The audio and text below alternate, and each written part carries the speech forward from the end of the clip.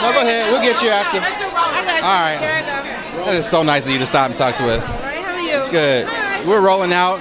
You know, we talk to you every year, but we want to know what is special to you to keep coming back, because you've been to many events where you didn't come back again. What about this one makes you want to come back? No, this is amazing to me. Oh, sorry. This is an amazing event to me every year. The more I'm expanding my brand, the more I'm working and moving into TV. It's inspiring for me to see women like doing it and paving the way, but opening the way. I learn a lot at these events, you know, so it's great. You said the more you move into TV, Yeah. you know, and we love your music. It's still there. I'm not stopping music, but like I'm opening up. I've discovered new skills and more things I enjoy doing. I direct damn near all my own videos with the director, so the more I'm getting into that, the more I want to learn and experience and see how I can move into that type of thing. You know, and as an artist, artists are always looking for times that are fertile and they can write music or content that's relevant and relative to the times. So how excited are you to be able to create content during a time like now? Extremely. Like it's almost like an open well of like things to talk about because of the way the world is moving and the way it's like flipped on its axis essentially. It's a good time and I'm glad to be able to do it. For sure. All right, last question, make it quick. We're asking everybody about superpowers because there's Black Panther and everything that's going on. So do you... Sorry, keep going. Well, no, I want you to first tell me about Black Panther. What's your thoughts about what you're seeing? First of all, there's so many questions that needed to be answered that were answered with that film from the African perspective and then the Black American perspective. I was standing there crying like this. Thank you for saying this, you know what I mean? So it's good to me, and from my perspective of being a British person, I had these questions asked of me, and you know, it was just good to have it out there, and just, it's done now, you know? We can move forward as a people. I love it. You know, yeah. So do you have a superpower? Yeah, my superpower I think is listening. I love it. Excellent. That's a good one. Thank you. It's an honor to be able to sit and speak with you as somebody who is really just a trailblazer in a sense. Thank you. So, I mean, how have you been feeling when it came to just the receptiveness of the movement that you started, the Me Too movement? Well, Black women have always been receptive, you know, and it was Black women who elevated my name and made sure that I was heard and seen and inserted into this conversation. And so I feel amazing to be able to celebrate Black women. I think it's really humbling that people beyond our community have adopted it and see that there is a body of work that existed before it was a hashtag.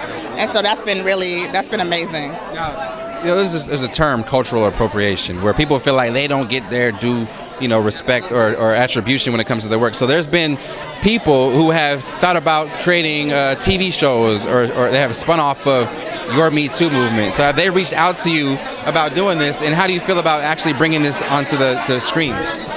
No, nobody's reached out to me about doing a TV show or anything for the Me Too movement.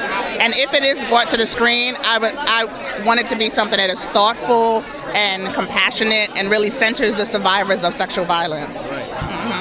Has there been any one person who's pulled you aside or expressed their gratitude with you? I know I'm sure tons and tons have, but is there any one that stood out or that you really will take with you forever?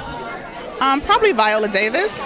She's just somebody who I've admired for a long time, and listening to her talk about the Me Too movement and show gratitude for the work was really is an amazing feeling, and it was really humbling. I love it. Yeah. Last question. The power of social media obviously has totally changed. In what way do you feel like people should capitalize on the ability to reach people on social media? I think that you have to reach people in all the ways that you can. We have to be thoughtful and strategic about that as well. And so if you can use social media to reach people, then we should definitely do that as a tool, but it can't stay in social media. I think it's a tool to organize people, and then we have to be on the ground and interpersonal and look people in their eyes when you want them to be a part of a movement. Thank you so much for doing what you're doing. Keep it up. Thank you so much. Thank you. For Wakanda, Black Panther, how proud of you at this moment, and I mean, how excited are you to be able to be a part of this culture?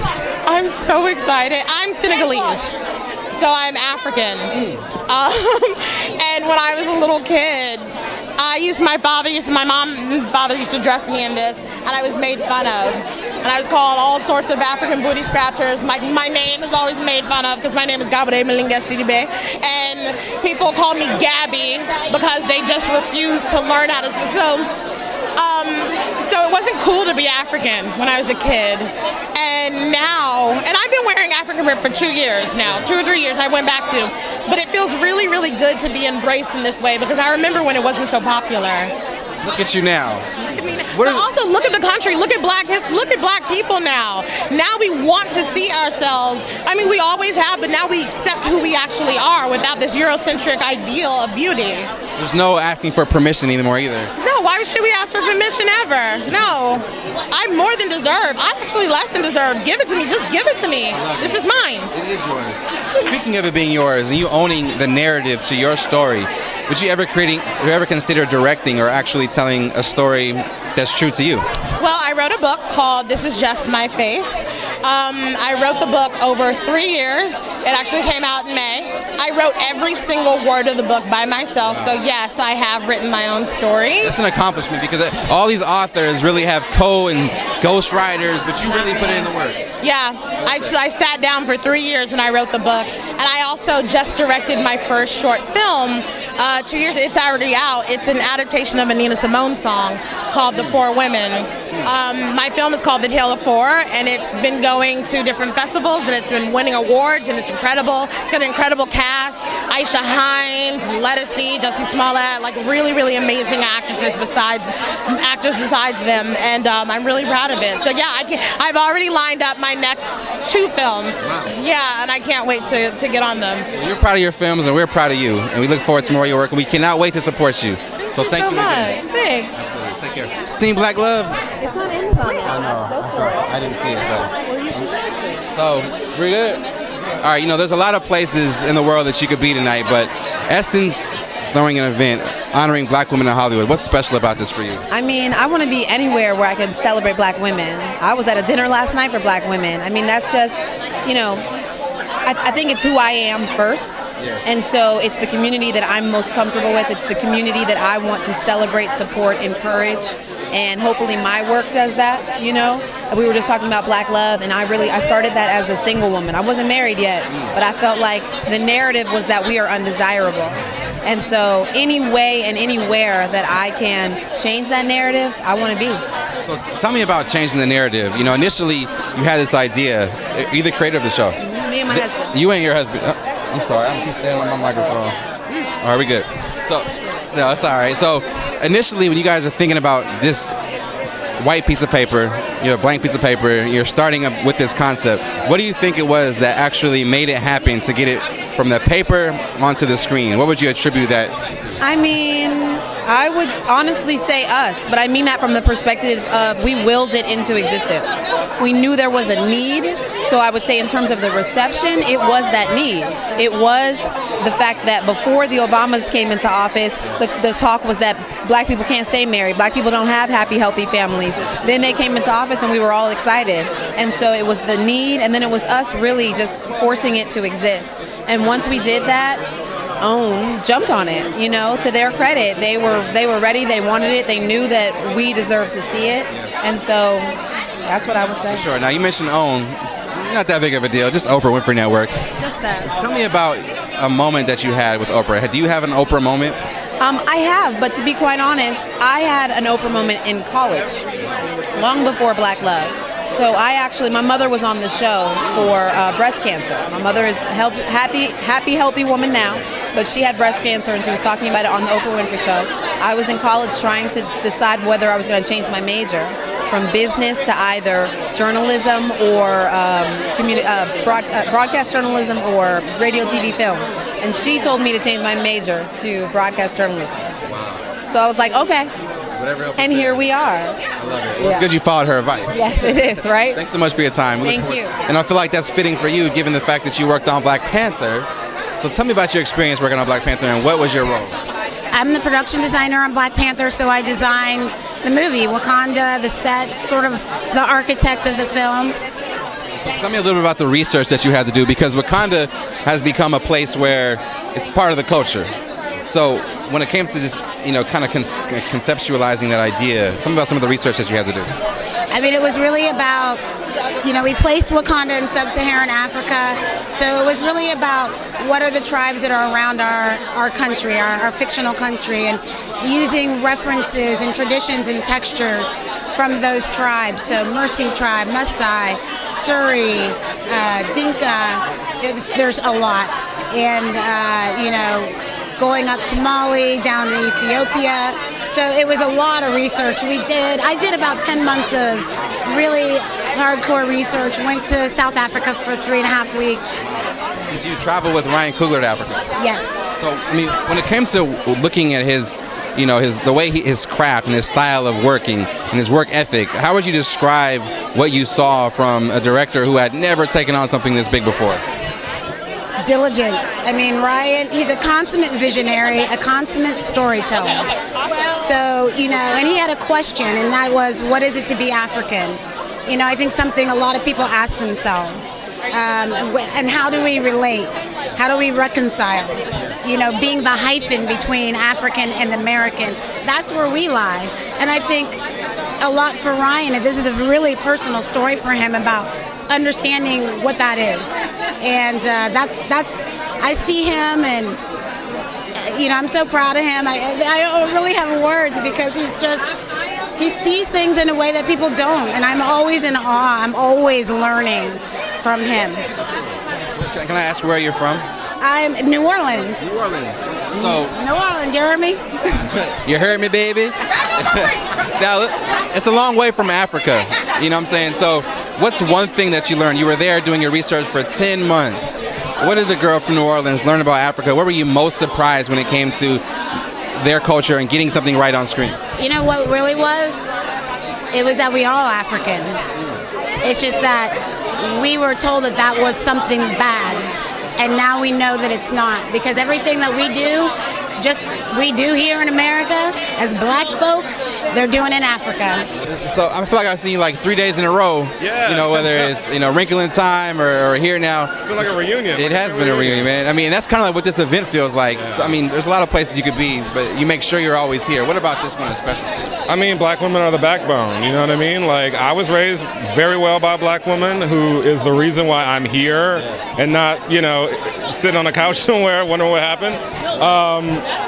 Without my best friend Lena, I would have never made Dear White People. Without my black female producers, I wouldn't have made Dear White People. Without my black female showrunner, I wouldn't be able to do the show. So, like, to be here as a guest, to support the sisters, man, it means so much. Because black women, like, they are denigrated in ways really subtle and in ways really direct. And so these moments where we can lift them up and let little girls know, you're the bomb too.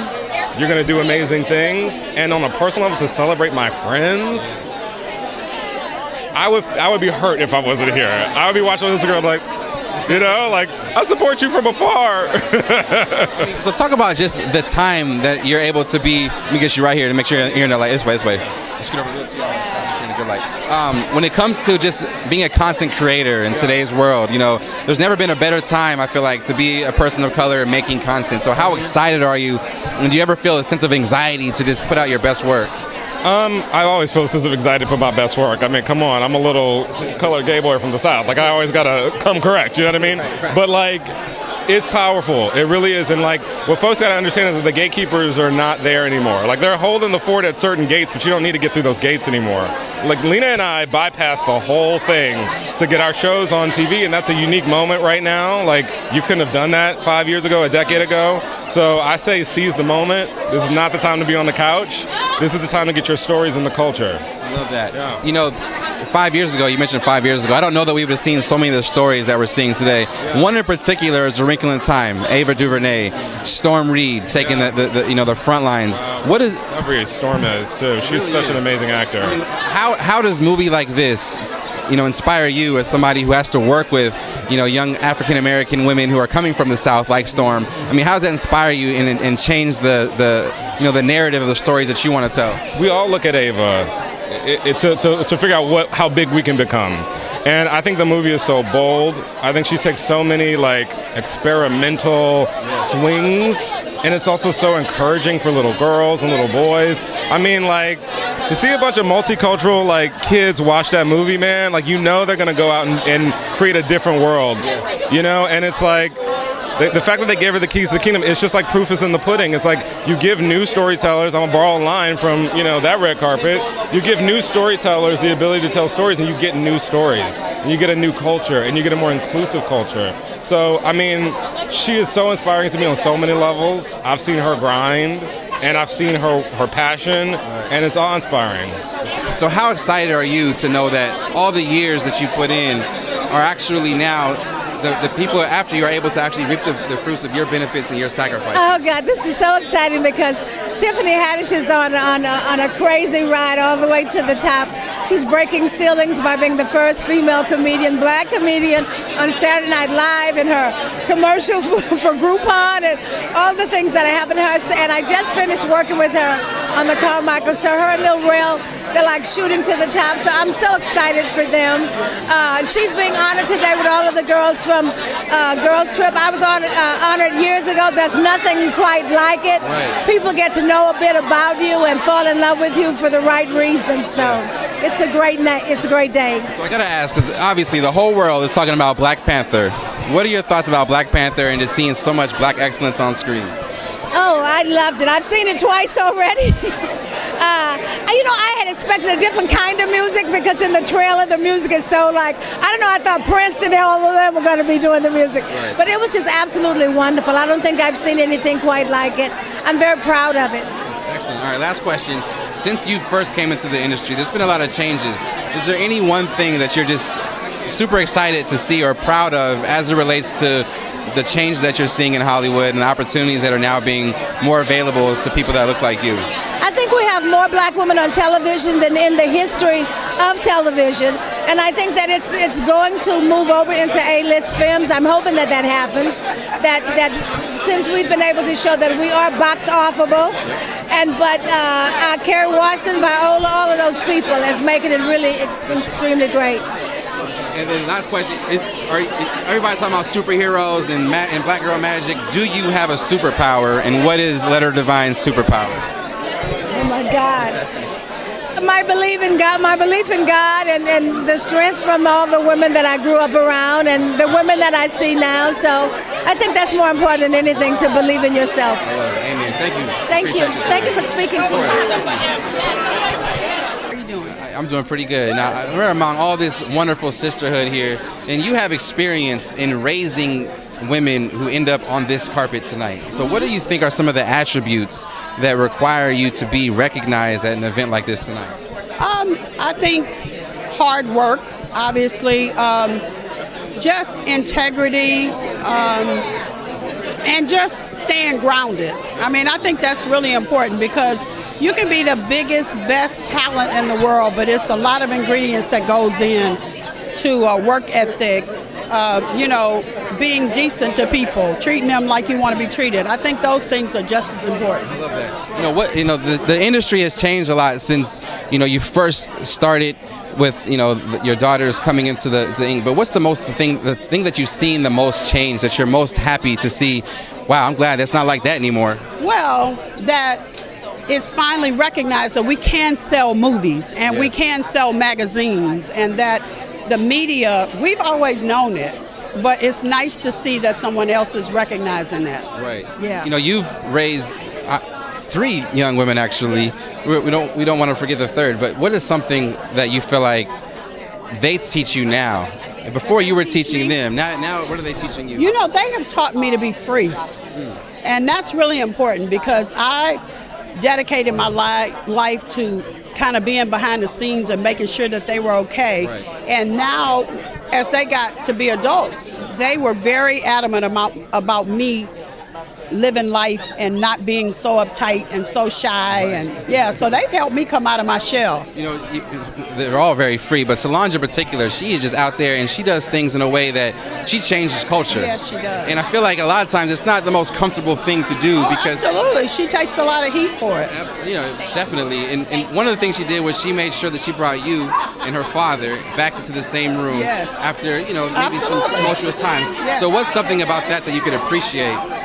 Well, I could appreciate, of course, there's always a certain level of anxiety about reconnecting with somebody after a divorce and you haven't seen them, but I really appreciate her bringing us together because first and foremost, we're parents and we're family. So that was really good. She tricked us, but she got us there. How did she trick you? Well, she just told me to come down and do this thing, and she didn't tell me her dad was going to be there, which was fine. Right. Yeah.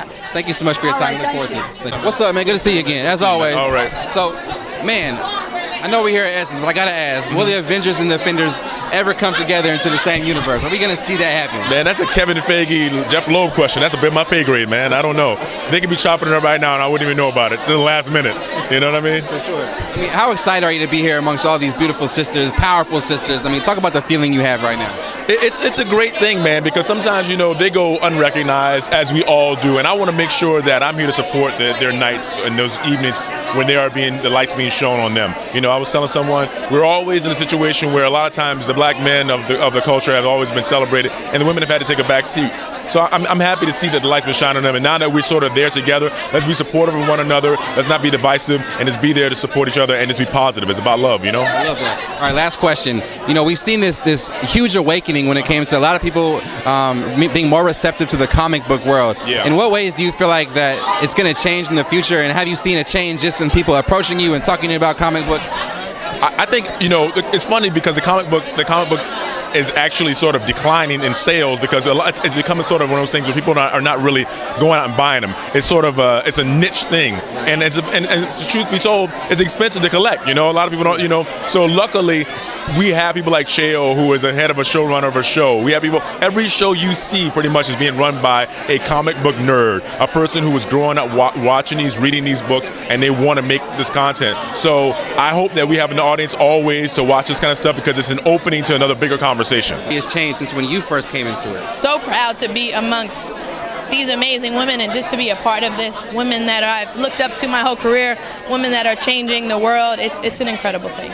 Do you think that the opportunities have presented themselves in different ways from when you first entered the industry? Definitely. I think there are more opportunities. We just got to continue to grind and take the bull by its horn, so to speak, and continue to knock these doors down for ourselves and for other people. All right, last question. I've been asking everybody about if they've had an Oprah moment, and what has their Oprah moment been? Can you share with us a time, if you've had one, where you've met Oprah? I love everything about Oprah, and she's a magnificent being, and just being around her is the most incredible thing.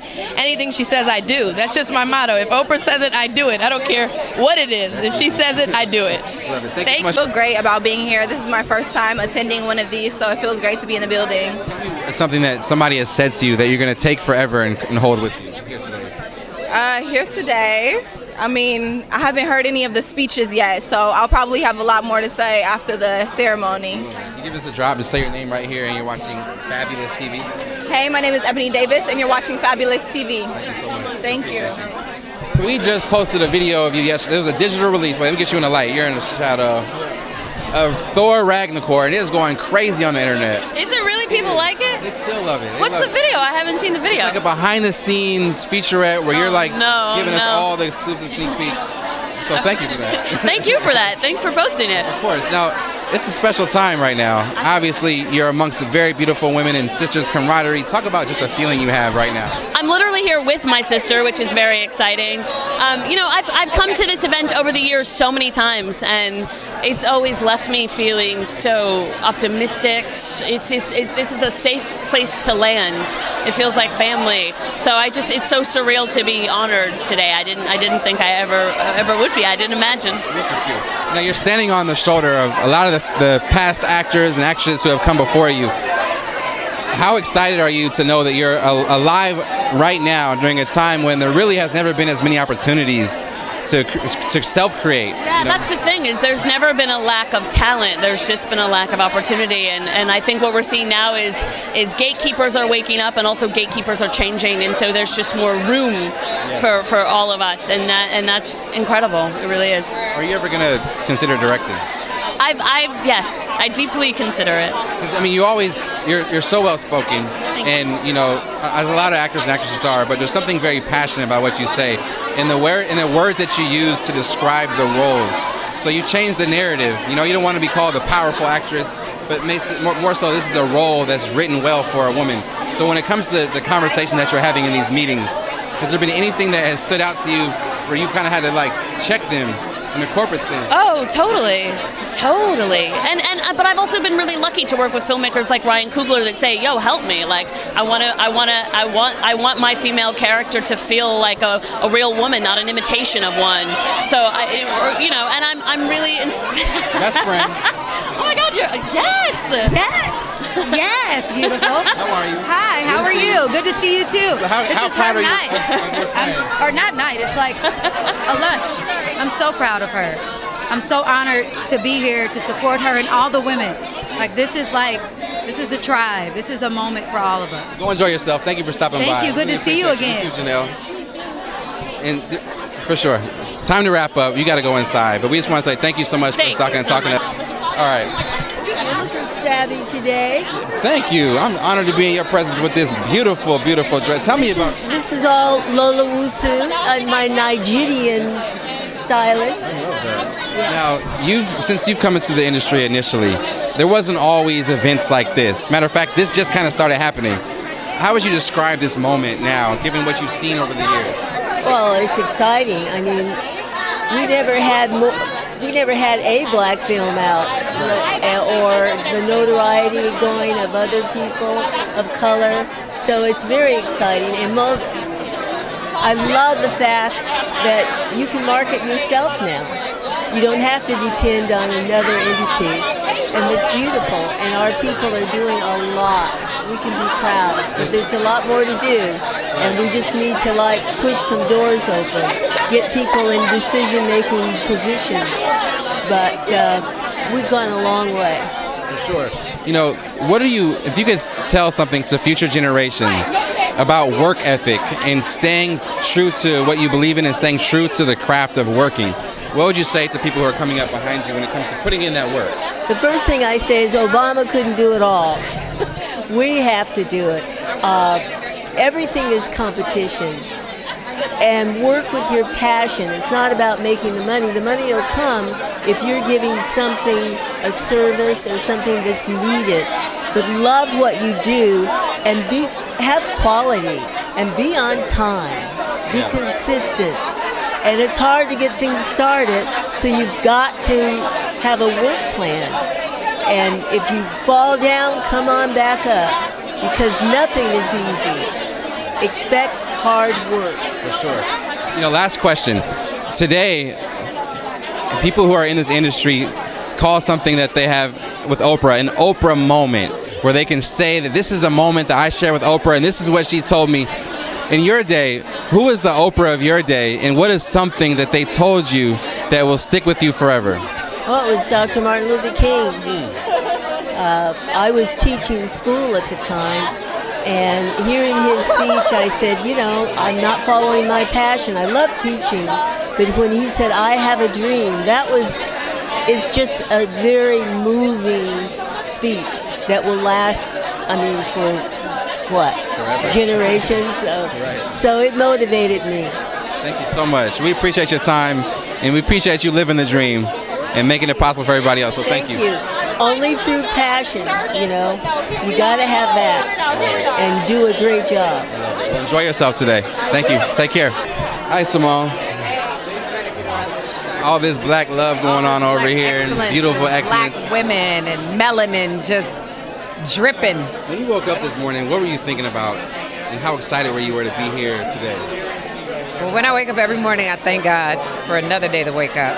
But I was just so thankful that I'm finally able to make it to this event. I couldn't make it last year, and I just knew that it would just be this mecca of love and black women empowerment that I've been waiting to be in the room with. So I'm just happy to be here. Absolutely.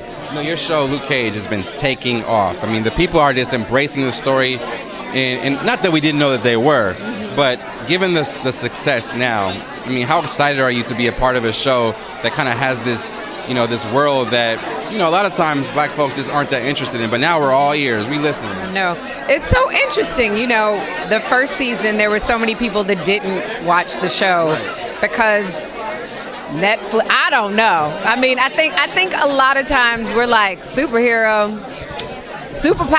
Right. Come on, I need to see some regular stuff. So I think that with the success of Black Panther, with Black Lightning just being so on point, that people are going to come back to Luke Cage season 2 and binge all of season 1 all over again. And the people who missed it the first time, it'll feel like something new to them.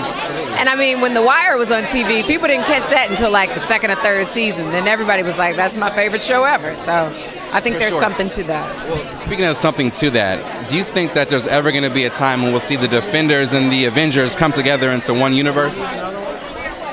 Do I hope that there would be a time? Yes. Do Will I? there be a time? I mean, it's like segregation. They like to keep us separate, and I just don't understand why. But I mean, I have no idea what they're planning on doing, but that would be amazing. For sure. All right, all this talk of superheroes, I gotta ask, what is your superpower? Me and my family just happen to be The ability to know when to shut up.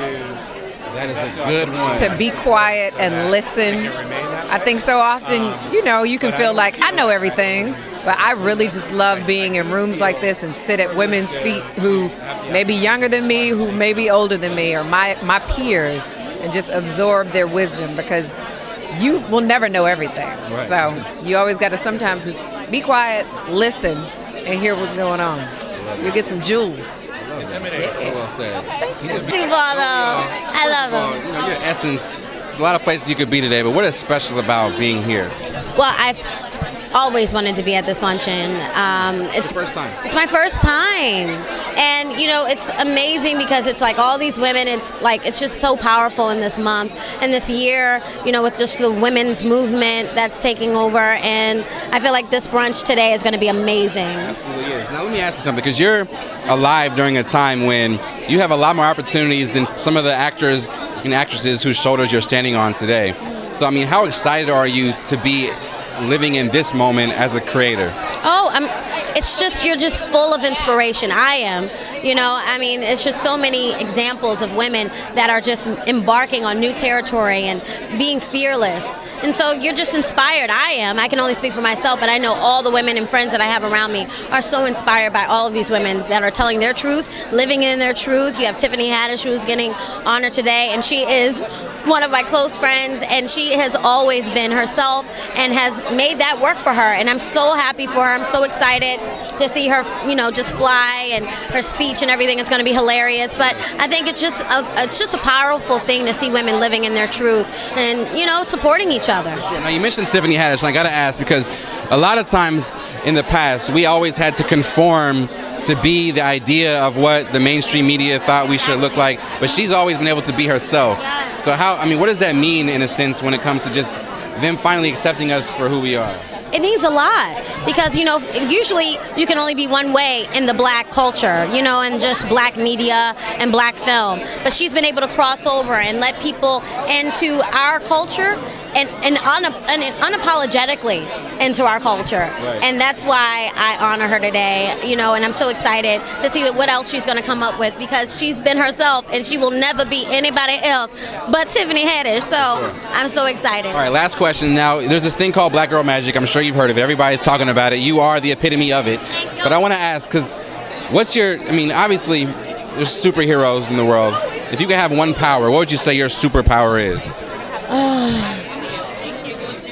To get my hair done.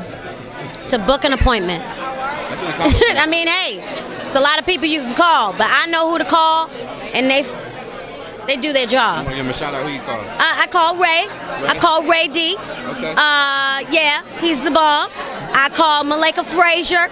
But there's so many things you can have from Black Girl Magic. I think just being just effortlessly yourself and letting that just glow and just being supportive and beautiful from the inside out, that's the real magic. And I think everyone can, really be that for a black woman to hold her essence of who she really is and that light that was given to her by her ancestors and God. That is the true magic. That's perfect. Well, thank you so much for your time. We should look forward to more of your work. Thank you. Take care.